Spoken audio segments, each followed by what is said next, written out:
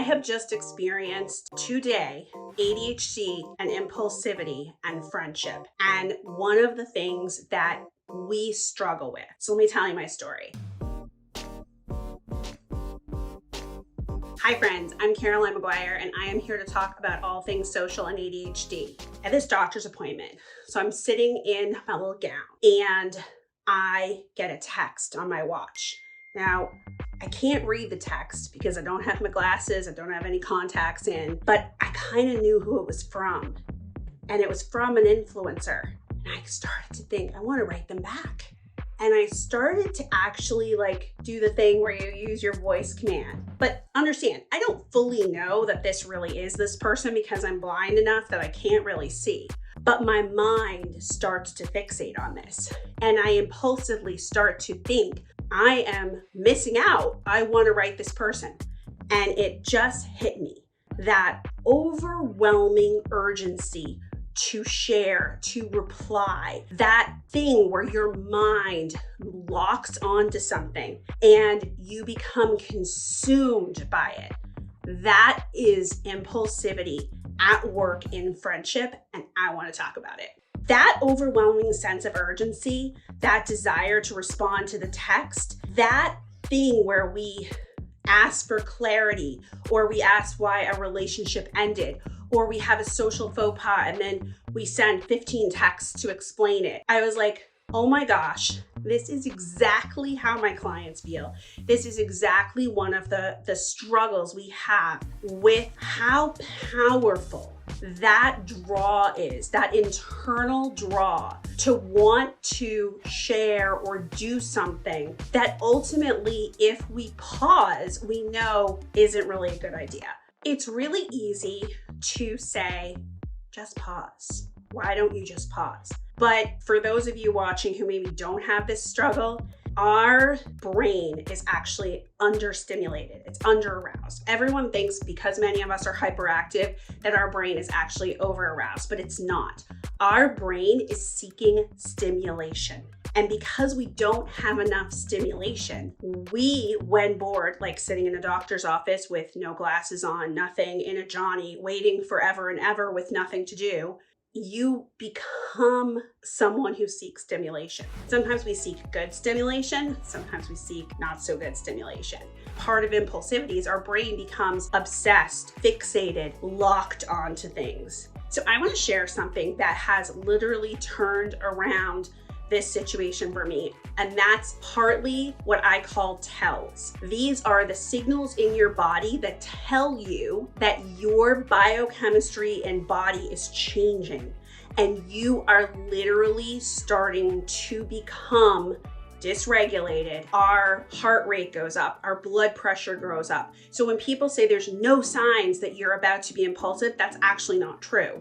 And one of the things I found sitting there in my little Johnny in my medical chair was that I know those signals. My chest gets really red, and for some people, their stomach gets upset. All of this is signs that your levels of arousal in the brain are going up. That's what dysregulation, that's what loss of self-regulation is. So one of the things I try to do is have some policies to guard against my natural proclivity toward making these kind of mistakes. One of the things I've come up with is wait 24 hours. Just wait to send anything. And then in 24 hours, if it feels like a good idea or my mind hasn't changed, then I can respond or do something with that. And that's what I did in the waiting room. I was like trying to find a distraction so that I would wait till I had my glasses. Find a distraction.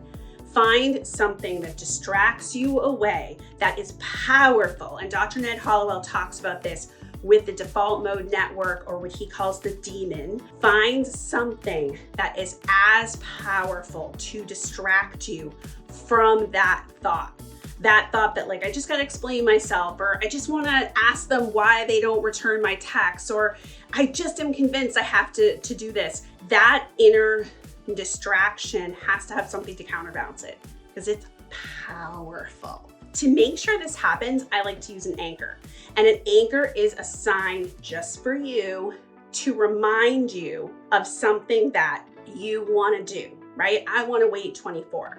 One is I have something on the back of my phone and the thing on the back of my phone is a sticker, and that sticker reminds me that I really want to wait 24. You can have anchors and signals around your house, in your car. They can be little camouflage things that kind of remind you of your intention, because that's what this is about, right? Our impulsivity is fighting against that intention and the things we want. Another strategy is have a buddy, someone you are really close to that you can trust, a partner, a spouse, a really close friend, where you run this plan by them and they can say, hey, right now, I think we need to pause, or read what you're gonna write. And I do this all the time, or I write it, leave it in drafts, pause, and wait 24 hours. Another one is a technique called havening.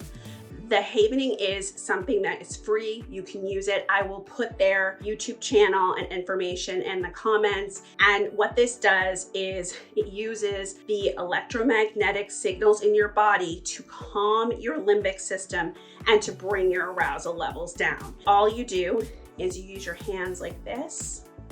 You can just do the hands, or you can go like this and like this. What I like about havening is I just started doing this to try to bring those arousal levels, the excitement levels, those levels of impulsivity back down so that I could become more centered and kind of make different choices.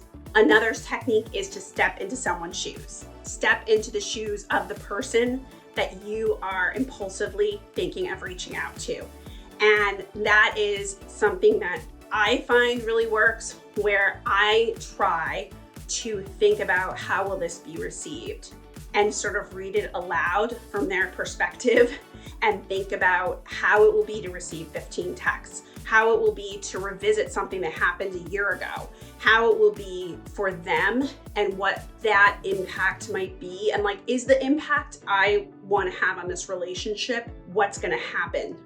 You know, does this match my intentions?